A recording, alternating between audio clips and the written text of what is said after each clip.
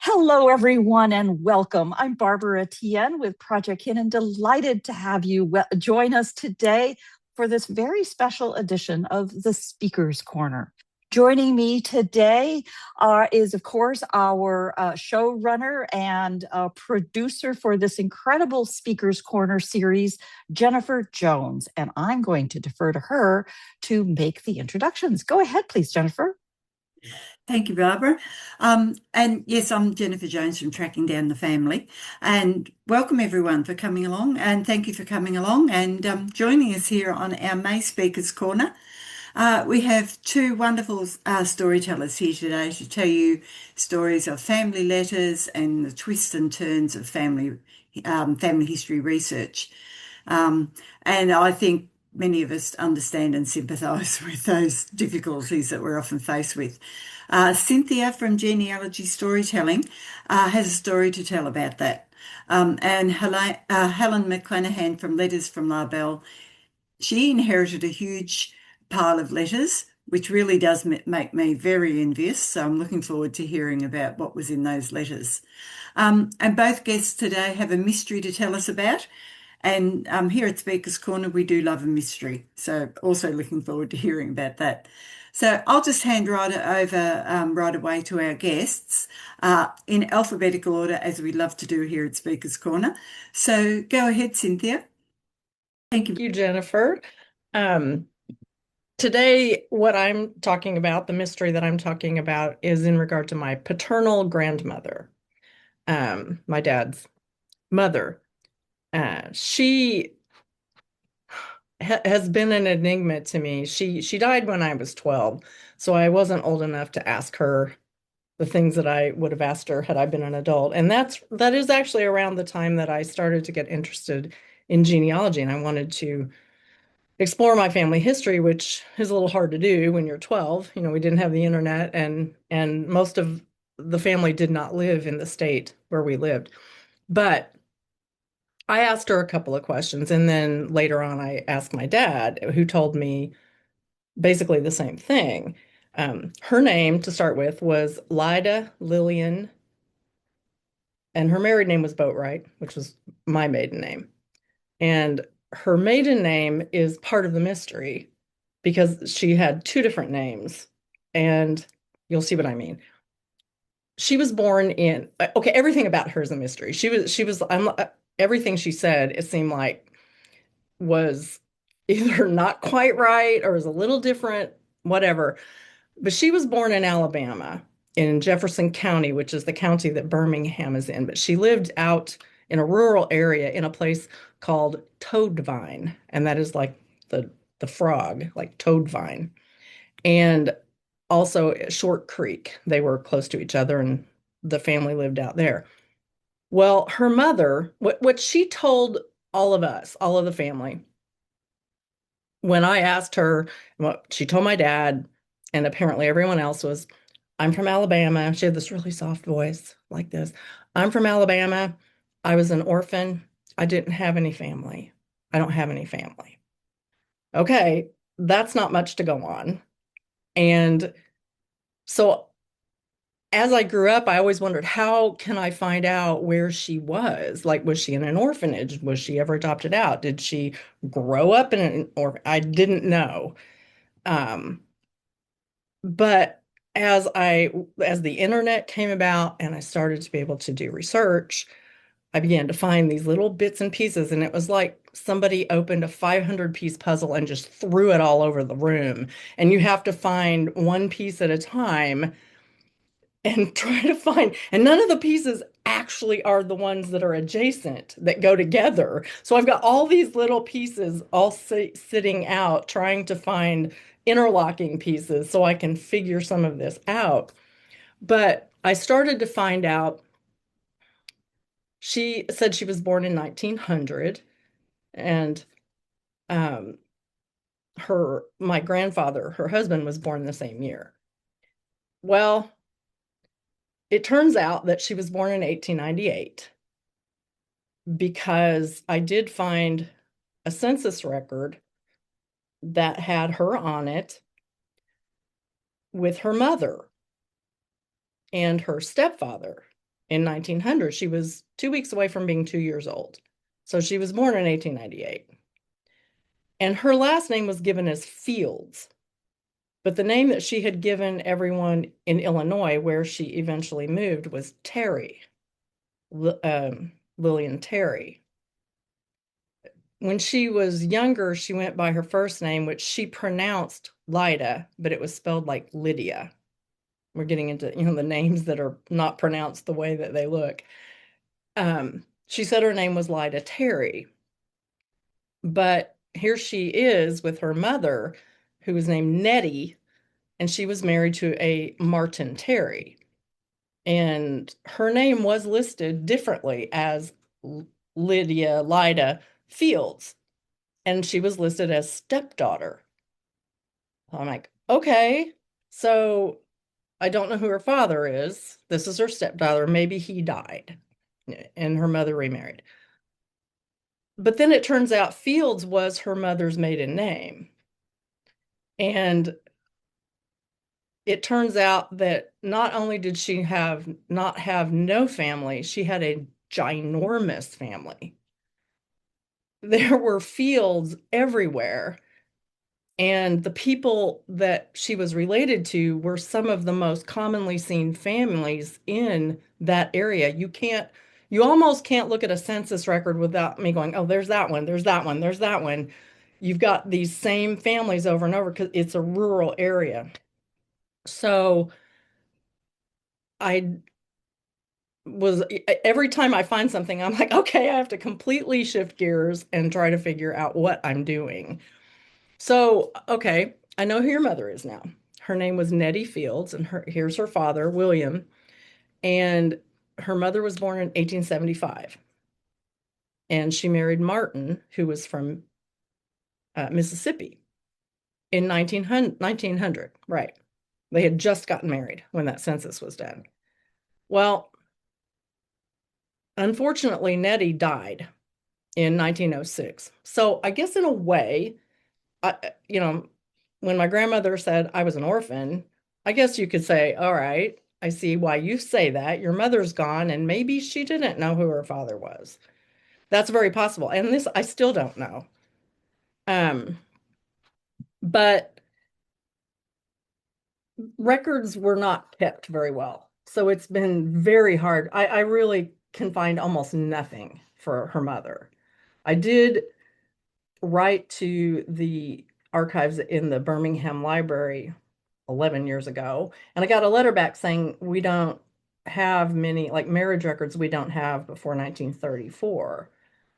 Um, and they didn't have birth records. But it turns out now that with the full text on Family Search, I actually did find the marriage record. So it probably came from another source, a county source or something. So I do have their marriage record, but there's no obituary. The newspaper archives don't really have many newspapers from that area. So there may be one, but I'm going to have to go there to find that out.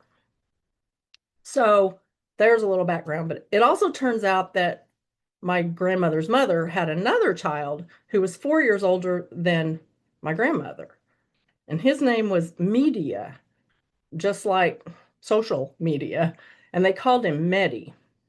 And he lived with his grandfather. He did not he never did live with Martin and Nettie that I could see.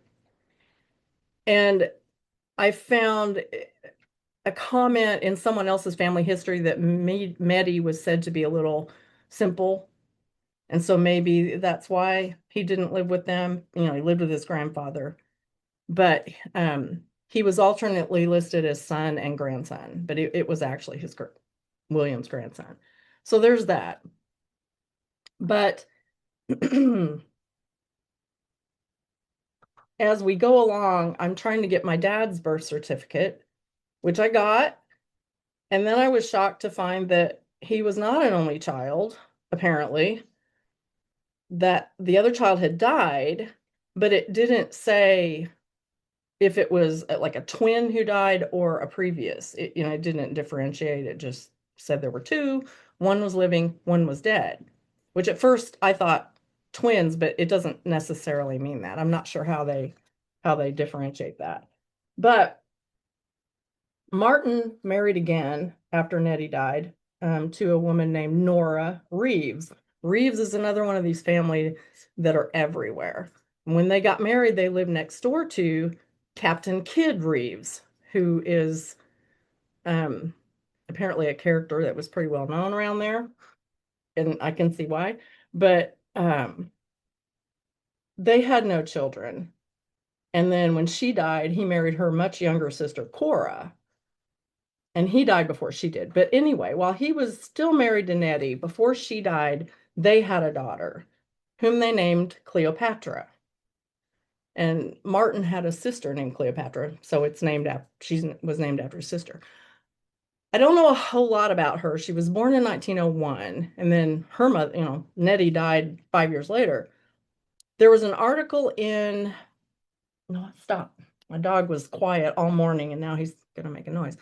In 1915, there was an article, 1916, in the Birmingham newspaper that Martin Terry had gone to the police in Birmingham saying his 15-year-old daughter had disappeared and he wanted help finding her. So this is the equivalent of making a missing persons report.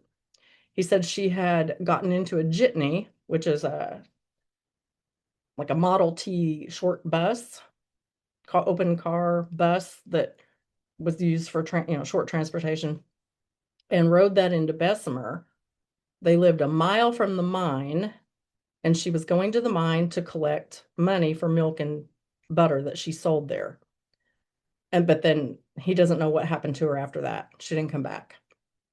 So I have been busy like doing this, and I'm a map nerd, so I'm like, piecing together maps, but I did locate the mine and where I think they lived, and it was called the Pine Mine, and that's Pyne, which is the only one that makes sense.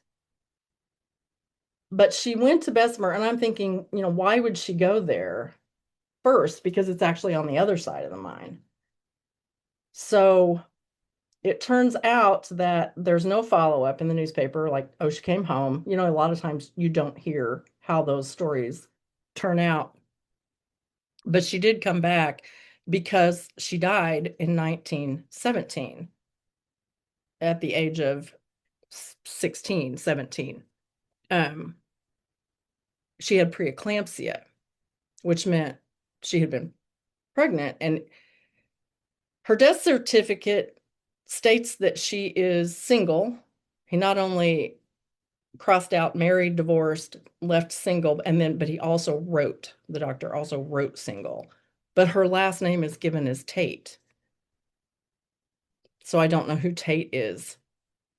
If they just got it wrong, maybe, because they said she's single, her name should have been Terry. As to whether the child lived, I don't think so, because under the part where it asked if a surgery was performed, it had negative cesarean, which would mean they tried, but it failed. So probably not. So there was nothing after that.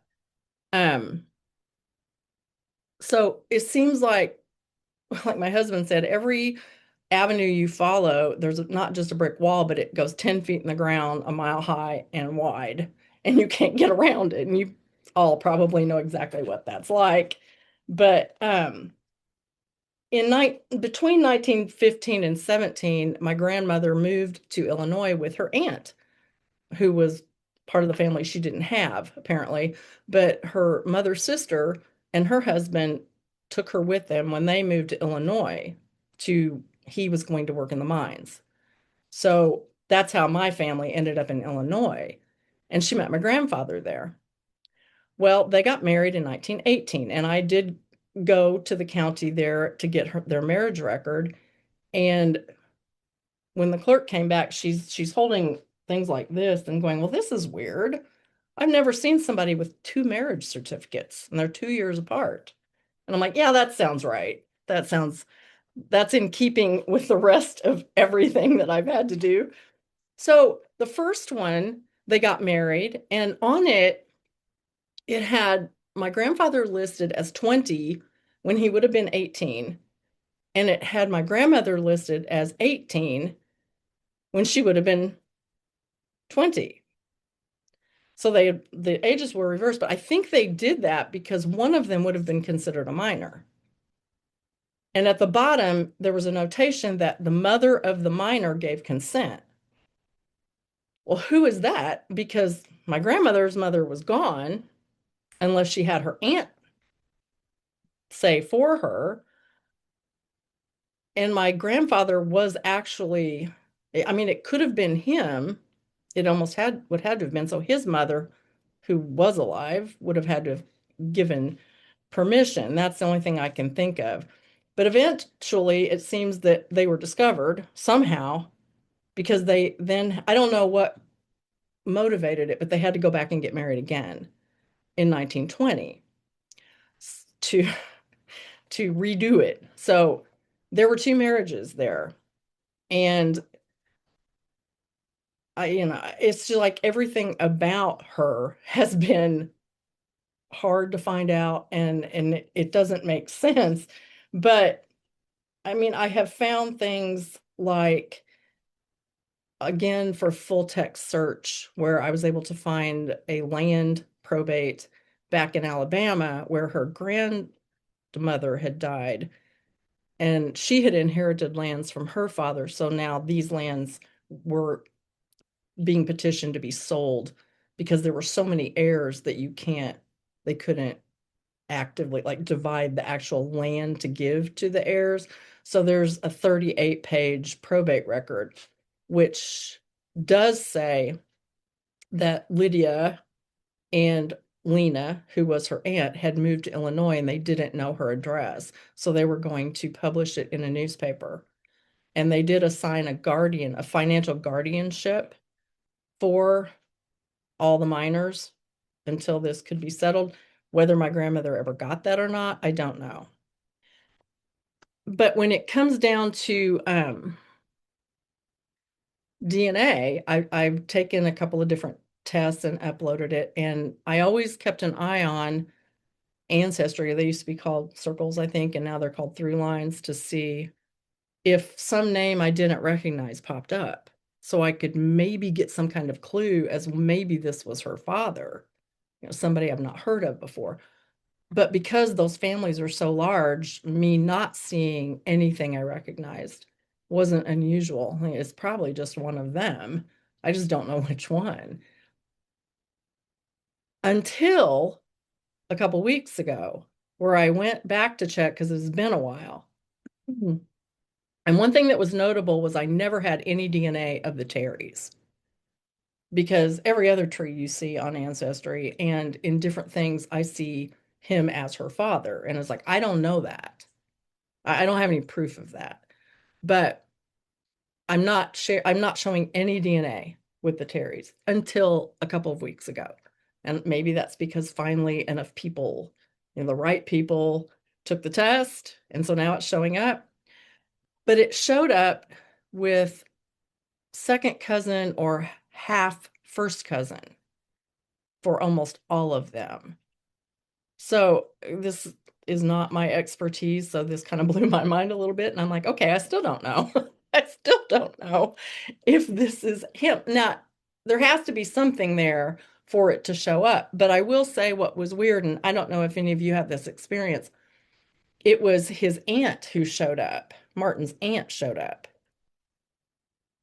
And I deliberately looked at his name and it did not have the marker for DNA until, just to see what happened, I took Martin on my tree on Ancestry and plugged him in as her father, and then it showed up. But I don't know why it would do that. I mean, if it should have shown up whether he was a related person or not, and he wasn't. So I still don't know. And I'm still, I've printed out all these cousin charts and I'm trying to fill in names and trying to figure out, I mean, I think it's a good possibility that he was her father, but it brings to me the question, why did they wait to get married till she was almost 2 years old? It's just, and why list her as a stepdaughter if that was his daughter. There's just so many things. For every fact I find that I think this is going to be something that helps me, there's an alternate fact that kind of washes it out. And so I still don't know. So, I mean, there's a lot there, I mean, her family was a hoot. I can, maybe she just thought, well, my mom's gone. I don't know who my dad is. I'm going to go with my aunt. But I've seen newspaper articles where her grandfather was arrested for a 60-gallon still during Prohibition, and where he was in jail for this or that. They were something. And I don't know if that was part. So I don't know. And Helen, I'm so jealous of her letters that she got, because I have one thing of my grandmother's, and it was her last diary. Now, this isn't going to tell me the answers to those questions, but I am going through it slowly for any kind of hint, because sometimes she will name somebody and give their first and last name and where they live. If that could be any kind of clue to me. I cannot imagine my grandfather having known this and being able to keep it a secret. But maybe he did. I don't know, but that is hard for me to believe. But somebody had to know, because they had to have known who she lived when he met my grandfather. She lived with her aunt and uncle. I don't know how nobody knew, but here we are all these years later and everybody's gone. So this is my mystery. This is my big mystery that I'm working on. I know it's like a bunch of loose ends, but that was just the story that I've been working on. And I thought, well, this is the one I want to talk about. So that's it. Just trying to find out who she was, who her family was, and what the relationships were. It's not easy. And what I don't understand also is my dad. Now he was a lot older than my mom, so his age was older. He lived in that town in Southern Illinois until 1955, 54. And his aunt didn't die until 1955. So how did he not know about her? Because he would have told me when I asked him. I'm pretty sure he would have told me. There's no need to not tell me. Everybody was gone. And also, my grandmother's brother lived until 1928, and he was killed in a car accident where they were on the way to the movie theater, and he was standing on the running board on the outside of the car, and it had an accident, and he was killed in that accident. So my dad didn't know that he had an uncle either. There's just all these secrets, and it could just be that she just wanted to go somewhere else, and that's all it was. Or was there something she just really didn't want somebody to know? It's really tempting. It's interesting to speculate about why she was so mum about every single aspect of it. So that's my story. Cynthia, my head's spinning with all of that. I'm Oh, sorry. no, it's fine. I'm trying to think, what else could Cynthia do? Um, Why? so you must have had many sleepless nights over this, I imagine. If I let myself wake up very much in the middle of the night, this is what I'm Yeah. thinking about. Did I Yeah. do this? Did I do that? Yeah, yeah, yeah. And just knowing, because we want to know everything, don't we? We just Yeah. do. But Yeah. but knowing that there's possibly so much more to the story that, hopefully someday someone will post that little tiny snippet. Um, Yeah. I had a huge brick wall, my second time's grandmother, 40 years, and it was just someone from relatives at Roots Tech this year that just completely smashed that down. So Well, that's hopefully right. something like that might come up for you. I did have a DNA match on Ancestry to a fourth cousin who was still living. And Right. he sent me a DVD with some pictures and things like that on it. And we talked, but he doesn't know. No. He never moved. He moved to Illinois, but not the same area. And Yeah. he doesn't, of course, know that. Um, Yeah. Yeah. so it's always tantalizing. It's always just out of reach. There's always just a little fog between me and that now. Yeah. discovering. yeah, I'm yeah, going to have to go down there, and we are planning a trip. I'm just going to yeah, have to go there and see what I can yeah, find. yeah, yeah. And I suppose these days we keep records for everything, don't we? There are records in the repositories everywhere for everything we do, just about. So, our descendants are probably not going to have these huge problems, but that doesn't help you today. No, no, and especially when they live in a rural area, even Yeah, if the bigger cities are keeping good records, which they weren't, yeah, there's not yeah, much. yeah, yeah, Yeah. yeah. Oh, my fingers are crossed for you that you'll have Thank to you. come back and tell us when you Yeah, and this is smash it one all reason down. I haven't written it up yet because Yeah, like you yeah, say, it's a jumbled bunch of disjointed facts yeah, right now. yeah, yeah, yeah. But it's very If anybody intriguing. knows somebody who's really good at DNA analysis, let me know because Yep, yeah, yeah. uh, I'd say Jane Chapman. Were you, Exactly. Barbara? Yeah, That was okay. exactly yeah, what I was going to say. I know you want to Okay. move on, but Jane yeah, is, she is very modest. She is an unbelievable researcher and discovered yeah, her own family connections all through DNA. She's very quiet yeah, about that, but just reach out to her. yeah, She's yeah. superb. Good Definitely deal. reach out. She's very helpful. And yeah, yeah. Any questions from anybody for Cynthia? I'm sure there's heaps of questions in our minds. Well, I just put something in the chat. Uh, Cynthia, you and I need to get together. yeah. Maybe my boat rights can connect into Ah, yours.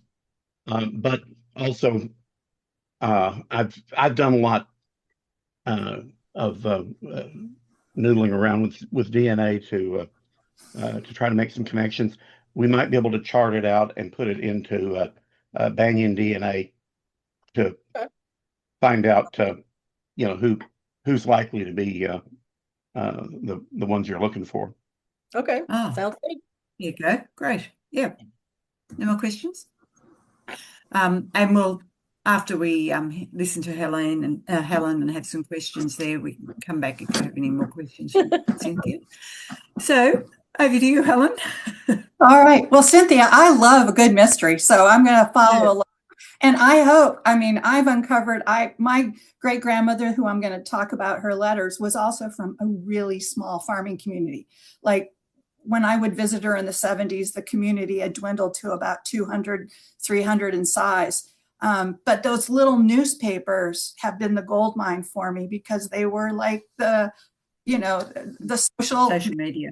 it's the social media of the time. They list Mm. everything. So maybe I'm keeping my fingers crossed. You might get some clues out of that. So my name is Helen McClanahan, and I'm with Letters from LaBelle. LaBelle happens to be the small farming community that my great grandmother grew up in. And until the age of 12, she also died at the age of 12, Cynthia said, but she was my great grandmother. I used to frequently go to LaBelle for my summers, and so spent some time there. I had not been into genealogy very long, but in 2017, my mother died. And when she died, my sister and I were going through her stuff, and I found this huge box of letters that were written by my great grandmother, who had passed away when I was 12 in 1975. And my sister said, "What are we going to do with these?" I said, "I'll read them." I was about 10 years away from retirement at that time, and I thought I'll just stash them away and it'll be a good retirement type thing.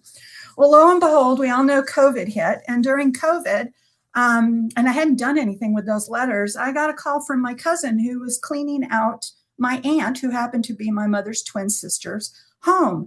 And she said, and my aunt was a pack rat. Her basement was full of everything that had been owned by her mother. And so I said to my cousin Marianne, of course, I said, "Well, I love old family photographs," knowing very well that I probably wasn't going to get those because Marianne is into genealogy herself. But what I did do, just off the cuff, I told Marianne, I said, when my mom died, there were these letters from our great grandmother. Her name is May Emma Northcutt Hinkson. And I said, and Marianne said, stop right there. And I said, "What?" She said, "You're not going to believe this. I just uncovered 9 shoe boxes of letters. I will send them to you." And so I was like, okay, great. It's 2020, it's COVID. Lo and behold, about a week and a half later, 3 huge boxes arrive on my doorstep. One of them contained these shoe boxes of letters that was split between 2. I also have all of her recipes, and I have a lot of memorabilia that's from my grandmother as well. And so my decision was, when I retire, I'm going to read through these letters. But I organized them. That's why I know that there's 885 letters, because I interfiled them with my mother's letters. So I have 885 letters written between 1961 up until her death in 1975. Probably more than half were written to her daughter, who I'm named after, Helen Hankson, and the other half were written to my mother. So I have both these letters. And just so you see, I'll share with you, these are the letters from 1969. And I've read through about 500 of them so far. So my original thought was to read through the letters and find out, what kind of secrets I might find. I got to share with you, I don't have a lot of secrets I have found. I had one the other week. I said to my husband, I said, wow. I said, I know that she stored her stash of money in an old pocketbook underneath her underwear in the 3rd drawer. I was like, that's a family secret. But, that was 50 years ago. Most of the time, but I do enjoy reading the letters because it gives me an insight into what her life was like in the 1960s and the 1970s. Now, she was 80 in her 80s when she started writing the letters that I have, because she was born in 1880. And so in 1961, she was 81. So most of the letters contain insights that are just small town, the small town activities that she did with her church, when she went grocery shopping, the kind of handwork that she was doing, and a lot about family and friends who were passing, because at that age, that's what she was experiencing a lot of in there. But every once in a while, she mentions a world event like the Bay of Pigs. In 1969, she just mentioned in a letter that I read not too long ago about the moonwalk and going over to a neighbor's house because she didn't own a TV to watch that. And so lo and behold, I was reading through the letters. Now to date, of the 885, I've read about 515. And what I do with them is I read them into my iPad so that I've got a recording of that. And then I look back and I highlight anything in a letter that might be of future interest. If there's a spark of something that I could investigate or dig deeper into. Most of the letters don't contain anything earth-shattering, as I said, but they are enjoyable for me to read. And my husband actually enjoys it. I read them out loud, so he's listening to it and he'll be like, oh, that's really interesting that she said that, or, something like that. So it's become a little bit of a joke or a connection between the two of us. But I came across one letter in 1963, which happens to be the year that I was born. And I was reading that and I came upon a letter that had not been opened. And I just have been cognizant that I'm not the only person who's read these letters. It was my grandmother. And sometimes they would be passed around. It would say, pass this letter on to Penny or do this. But this letter had not been opened. Nobody had opened it. And so when I opened it, it was just like, okay, I'm the first person to read this letter. And it happened to have been a letter unlike many of the others. It was written in real time. She was listening to the events of the Kennedy assassination. So this was right after the Kennedy assassination. And she was kind of recording what she was thinking. She listened to it on the radio. She didn't want to go see it at her friend's who had a television set. She says, I'm getting enough on the radio. And so her insights were just interesting to me. One of her insights was that immediately, as a woman, she immediately went to poor Mrs. Kennedy. She's got no privacy. This horrific thing has happened, and she's being bombarded, and the cameras want, her on camera all the time. Absolutely no privacy during this time of really deep mourning for her and having to help her kids adjust to it. And so that was interesting to me. I was like, that's very interesting. But she also made a comment that was really interesting in her letter, and I have to look at it. The comment was at the end, she says, "Do you suppose there were two crackpots, or was there something more sinister?" And I was like, wow. I mean, we've all grown up, 50, 60 years later after the fact around all these conspiracy theories and, everything about it, and not releasing the records and anything like that. And I'm like, well, she was 83 years old when this happened. And here she writes it in this letter that, she doesn't know, are they getting the full story? Is there something more to that? So I thought that was really interesting, just gaining her insights. And so as I'm reading this letter, I get to the bottom of it, and the letter had a $5 bill enclosed with it. So I was like, I opened up a letter that was 52 years old, and I got some money from it. But lo and behold, the letter said this enclosure, and the letter was written from my great grandmother to her daughter. So it was written to her. I guess my grandmother was going to buy me a car seat. And she said, please use the enclosed money to purchase Helen Louise, that's my middle name, a car seat. And I just had to laugh, because not only, here I was the person who opened the letter. I was the intended person for it. And there was money in there. And I was like, I just kind of looked up to heaven and said, well, it got to me. It was like, 60 some years later, but it got to me. And so when I titled that little post, I called it The Tale of Two Presidents, because one was, her letter was about the assassination of JFK, but it's interesting that the dollar bill had Lincoln, who was also somebody who had been assassinated as a president. And that got me thinking a little bit more as I started to tell the story, which I've told, is my grandmother, who lived to be 95, what else, other assassinations was she around for? And lo and behold, she was around for 3 total. She was there for James Garfield when he got shot in 1821, or I'm sorry, 1881 when he got shot. But of course, she was only a year old. But in 1901, when William McCla was shot, she was a young school teacher, 21-year-old school teacher in Moline, Iowa. And so for me, it had not been the first time that she had experienced, a president and a crisis for the country, because the president had been assassinated. So in shaping my story around that, I just took a look at it and said, well, this is kind of interesting. Her life has chronicled 3 different assassanations. And it just so happens that this last one, I opened the letter. No one else has read that letter. And it had a nice little crisp dollar bill or $5 bill in it. I will share with you that our home, we have a wall out on our screened-in porch that we call the memorabilia wall.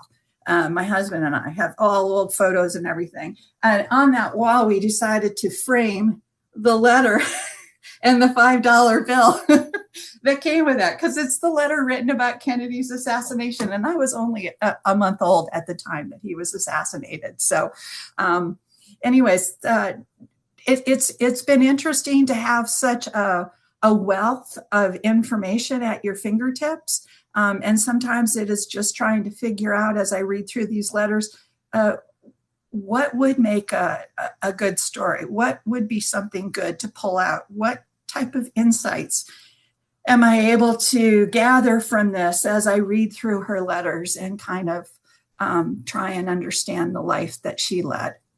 So, and I see a couple of comments. Somebody has a letter from their grandmother to their sister in 1908. Oh, that's wonderful. Yeah. Yeah. Having that type of stuff is kind of unbelievable and sometimes overwhelming. Yeah, it is. And oh, thanks, Helen. That's just It's amazing just the way she approached the assassination, isn't it? Because, I mean, letters are, we find out about the everyday, Mhm. usually in someone's letters, don't we? But the fact that she's written about that in real time, I find that quite amazing. But then when you said that she had lived through, I mean, the first one, she was a baby, but the second one, that obviously maybe perhaps had an effect on her. And then she thought, here we are having another assassination and, you know, tragedy in Right. our political life.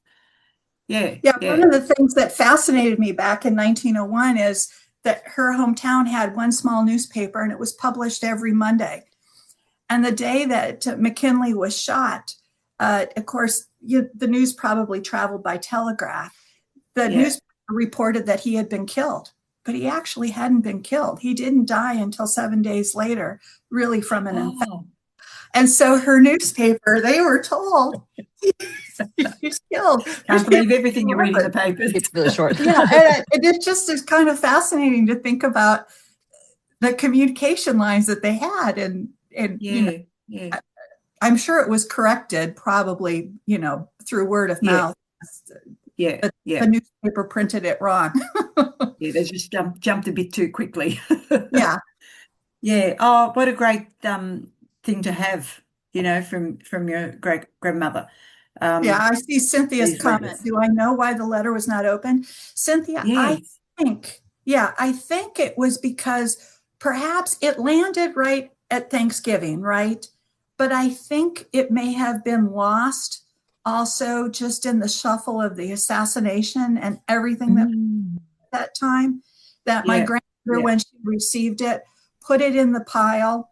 And the amazing thing is she saved her mother's letters like my mother saved my her grandmother's letters. So I think it was just lost in the shuffle.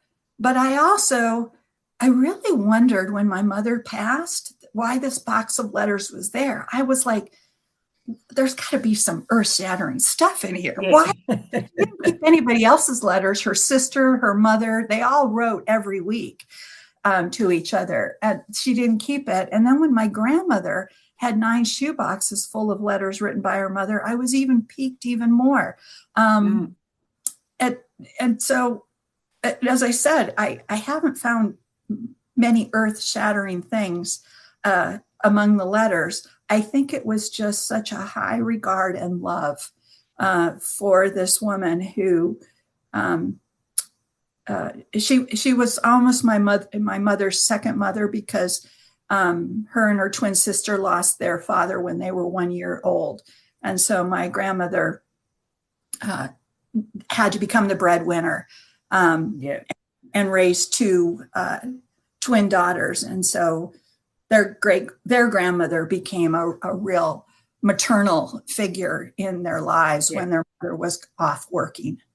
Yeah. Yeah. Mm. And they sound like they were a very close family, and perhaps those losses have Mhm. increased that connection. Yeah. Yeah. Yeah. So did they live like far apart?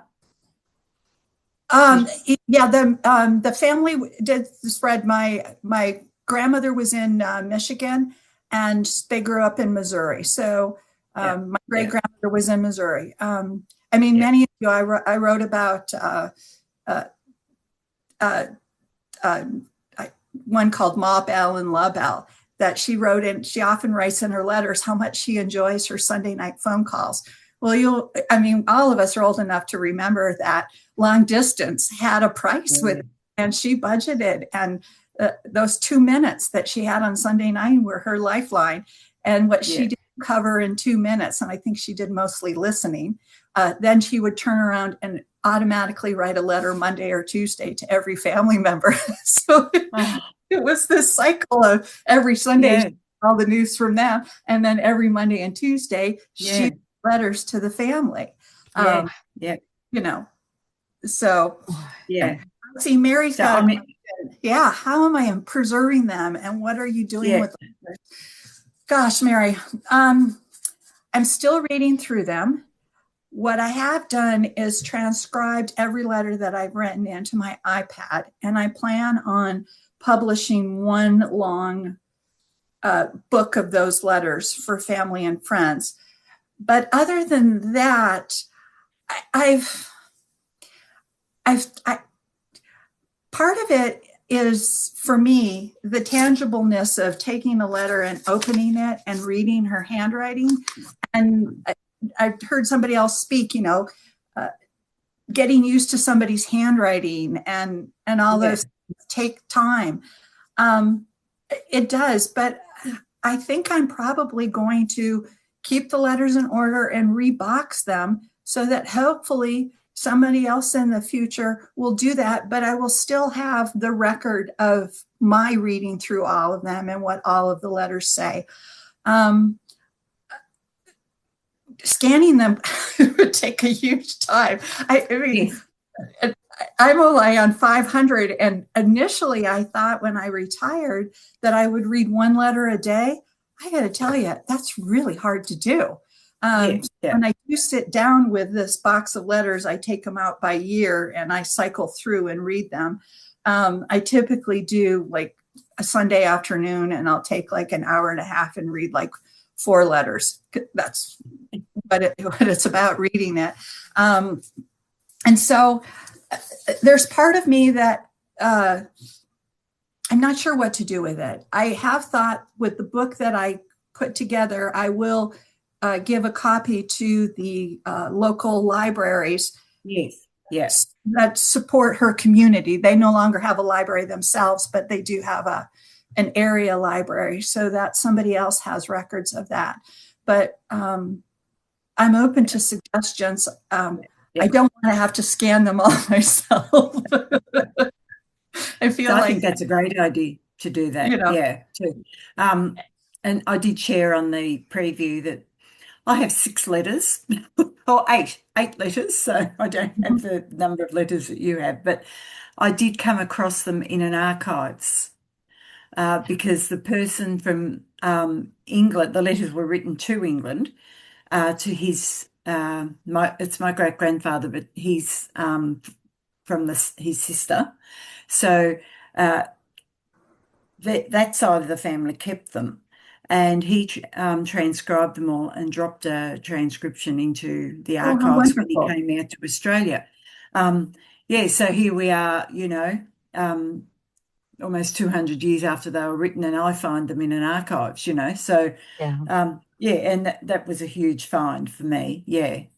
But the book is just Barbara? I would encourage you to have a little conversation with Kathy at kathyscoaching.substack.com because there's 2 parts to this. Well, 3 that I can think of. One is the delicacy of the actual material. And I think you're right that as a reader, there's something very special of opening up the letter and feeling that opening process and looking at observing small details like the postage stamp and so on. You uniquely know the context of the relationships of all of these people. The reading of the handwriting, which you have developed a skill to be able to read, is one thing. The time it takes to transcribe that into a typed effort, I'm sure, is enormous. But AI is actually getting frighteningly good at reading something, and your very precious time could be better spent double checking, something that has already automatically been transcribed. The effort to scan them is huge, but the effort to preserve them is also really important. At the end of the day, in my view, the collection of their letters and their relevant context of where, when, how, and so on would be an extraordinary collection to contribute to something like the Internet Archive or the Hathi Trust or something like that, because there may be significance in those letters that is interesting to scholars of Appalachia or the local area or whatever that are, may not make a lot of sense to you in what your perspective of it is, but could be very meaningful to somebody else because you took the time to preserve the context of the set. Or who knows, there may be, custom collectible stamps in there and a collectible $5 bill So can we for a moment pause and consider $5 for a newborn's car seat? Yes. It's a big deal. And in 1963, your family was considering the importance of a car seat, and a month had gone by before it ever dawned on anybody to go get one. I remember being held in the car. The time my mom reached over and grabbed me when the door accidentally fell open. Yep. Those were different times. Yeah. Mary, I see your additional comment about putting them in archival binders. That's a good idea. Yeah. The letters themselves, those shoe boxes can be incredibly corrosive. And Mary is another scholar, not only a PhD and a scholar herself, but a scholar on the topic of the preservation of her own materials, which she has done and provided to a university at Emory for her collection. So it's really worth paying attention to. And here's Linda. Hello. Yeah. In terms of archival, for those who may not be aware, archival is not a government regulated word. And so any company can say anything they produce is archival when they're not really. And so be sure, if you're starting to look at companies like University Products or Gaylord. The stuff at Michael's is not archival, even though it says archival on it. So if you have things you really want to preserve, make sure that you're going to a well-established company like University Products and Gaylord. Their clients include the Library of Congress, all kinds of universities, and so just be careful. Don't go cheap thinking, oh, Michael's has it for $8.95, and Gaylord's and University Products want $29.95. Well, that's because there really is archival.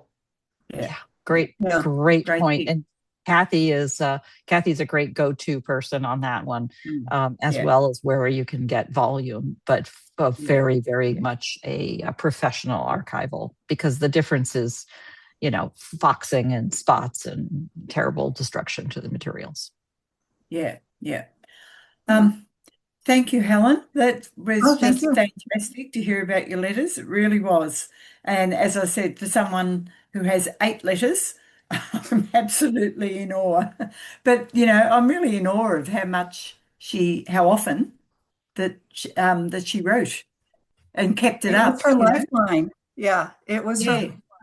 The 2-minute telephone call and the letters, many of the letters reference waiting for the postman, and she didn't like holidays because no mail came. Right. Well, and Helen, I had the thought, you said that you were reading them in the evening and reading them out loud. I mean, that's like a wonderful form of, like, the family sitting around listening to the radio in the evening. To me, that would be amazing to record it, listen to that. Well, I will say this: I have recorded many of them, and as I said, my mother, who passed away, had a twin sister. My aunt is still alive. She's in a nursing facility, assisted living, but my cousin reads all of the posts that I put out to her, and I have sent many times. I will just turn on and record while I'm reading into my iPad, and I forward that to him. And just say, when you leave, turn this on for your mom, because she loves the letters. It brings back memory for her. She's mentioned in a lot of the letters. And so I have done that recording bit. I haven't done it for every time that I've sat down, but that would be such a treasure for her, wouldn't it? It really would be. Yeah. I have an observation from the two of these talks put together, and in a larger context of kind of what we are doing here. And I'm really struck by the idea of what we're really kind of talking about here are 2 little time capsules from that same turn of the last century, and what these lives were like. It's an incredible reminder of what we're doing to preserve our own stories and our own experiences as we're doing this. And yes, it's absolutely breathtaking to me, to Mary's point, that they took the time and consistency to be writing these letters every day, because to us, a handwritten letter is like oh, my hand aches. I've been writing for easily 30 minutes. Yeah. Come on, I man. will say one of the interesting observations has been from about 1965. That's when the letters started that my mother had been saving. And so I often have letters from the very same week, sometimes the same day, where she's written, my great grandmother has written her granddaughter and she's written her daughter. And the context that's a little bit different in what she shares is interesting to me. She'll Yeah. go into more memories when she's writing to her granddaughter, sharing her perspectives on parenting, because at that time my mother had young children, versus when she's writing her daughter that same week, she's more likely to talk about the friends in the area that they knew who has passed. And so That's those interesting. are just, Which very is interesting. also a great example of the kinds of things that would be valuable to lots of other people doing research in the same area. Talk about a friends and family story, right? That's just a tremendous resource. So so layers here. We think about how many texts we send in a day. I mean, I can't count how many texts I send in a day. Come on. It's got to be 20, 30, 50, I don't know. And yet you can preserve those. You can preserve our today moments, or the power of having captured those then moments, the moments when something important happens, the moments when it feels like something really important, an election is about to happen, what you remember and what you did about it. You're just pocketing it away. You don't even have to think about who's going to see it today, but think about the preservation of it. I can't say that I've done this. I'll add. This is guilt talking. But I think as we're living our life, and I think this is what makes these letters amazing. As you're living your life, it's just it's just life happening, and you don't, And I noticed since I started journaling 6 months ago, only 6 months ago, and most times there's not much in my day that would be interesting enough to write about. So I find myself trying to think, about what's happening in the world a little bit, and writing about that, which I never ever would have done. So I think just our life just is our life. Not to the people, to be a good ancestor. It's not, they will, our descendants will want to know everything, the same as we want to know everything about our ancestors, The trivial things say a lot more than you intend to, because it conveys that larger real life. Wow. Oh, look, I think everyone would agree with me. We've just had a treat today to hear from both these two wonderful speakers. Helene has got so much work ahead of her that I feel overwhelmed for you, Helen, in sorting out these letters, and let alone reading them. And then we go to Cynthia, and Cynthia really has got a big challenge in front of her too. But I'm sure something's going to pop up one day, Cynthia, just some little snippet, and that'll lead to another one and another one. And when you solve all those mysteries, you'll have to come back and tell us all about them. I will. So thank you so much to both of you for coming along today. As I said, it's been a treat. It's been wonderful to listen to you. And thank you for being so willing, to step up and come along and tell your stories. Next month on Speaker's Corner, we have Jill Swenson from Memory Time, History on Lake of the Woods, and Catherine Brett from Diary of a Historian. And they're coming along to talk about place.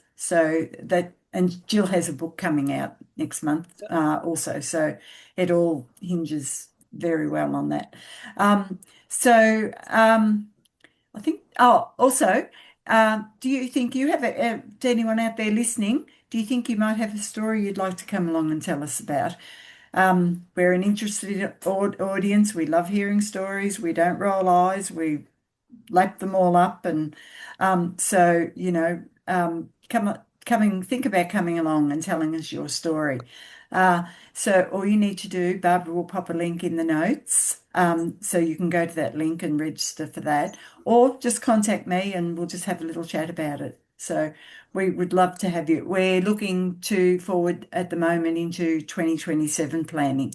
So we won't say come along next week or next month or the month after. You'll have plenty of time to think about it and talk about it. And so thank you everyone for coming along today. I just so much appreciate the support and everyone who comes along and who watches on the recording.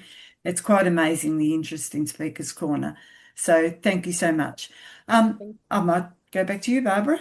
Absolutely. Thank you so much to everyone and all of you watching this as a recording. As you know, we adore your comments and look forward to your what you have to add and taking that forward into the continuing conversations and future posts that we're going to see here from both of you on this topic. I get this recording out within a couple of hours generally.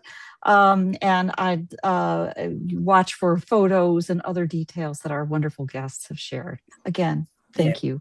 Bye-bye now. Thank you. Thank you so much. Bye.